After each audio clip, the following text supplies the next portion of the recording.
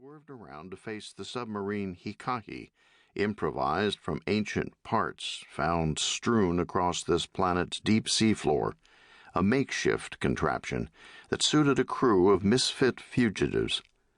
Clamshell doors closed ponderously like the jaws of a huge carnivore, cycling to let others emerge in his wake. If he gave the all-clear. Ka sent his trinary reply, amplified by a Caesar unit plugged into his skull behind his left eye. If water were all, we might be in heaven now, but wait, I'll check above. His lungs were already making demands, so he obeyed instinct, flicking an upward spiral toward the glistening surface. Ready or not, Jijo, here I come. He loved piercing the tense boundary of sky and sea, flying weightless for an instant, then broaching with a splash and spume of exhalation. Still, he hesitated before inhaling. Instruments predicted an Earth-like atmosphere, yet he felt a nervous tremor drawing breath. If anything, the air tasted better than the water. Ka whirled, thrashing his tail in exuberance, glad Lieutenant Chut had let him volunteer for this, to be the first dolphin, the first earthling, ever to swim this sweet, foreign sea. Then his eye stroked a jagged gray-brown line spanning one horizon, very close. The shore. Mountains. He stopped his gyre to stare at the nearby continent. Inhabited, they now knew, but by whom? There was not supposed to be any sapient life on Jijo. Maybe they're just hiding here, the way we are from a hostile cosmos. That was one theory.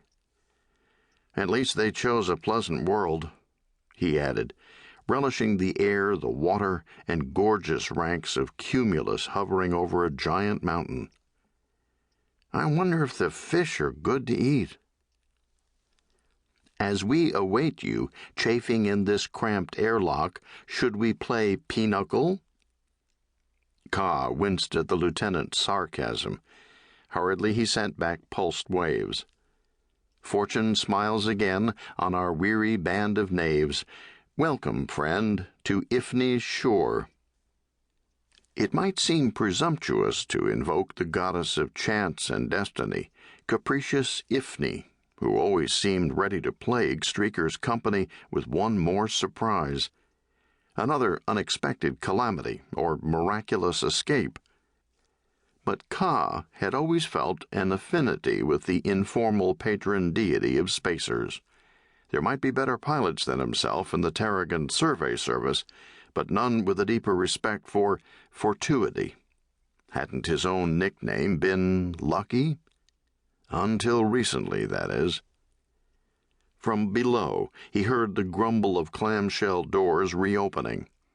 Soon, Chut and others would join him in this first examination of Jijo's surface, a world they heretofore saw only briefly from orbit, then from the deepest, coldest pit in all its seas. Soon his companions would arrive, but for a few moments more he had it to himself. Silken water, tidal rhythms, fragrant air, the sky and clouds. His tail swished, lifting him higher as he peered. Those aren't normal clouds, he realized, staring at a great mountain dominating the eastern horizon, whose peak wore shrouds of billowing white.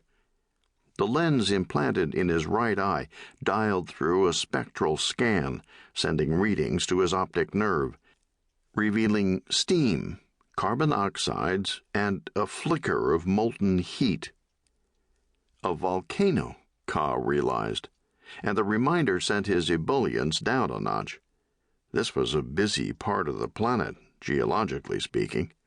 The same forces that made it a useful hiding place also kept it dangerous. That must be where the groaning comes from, he pondered.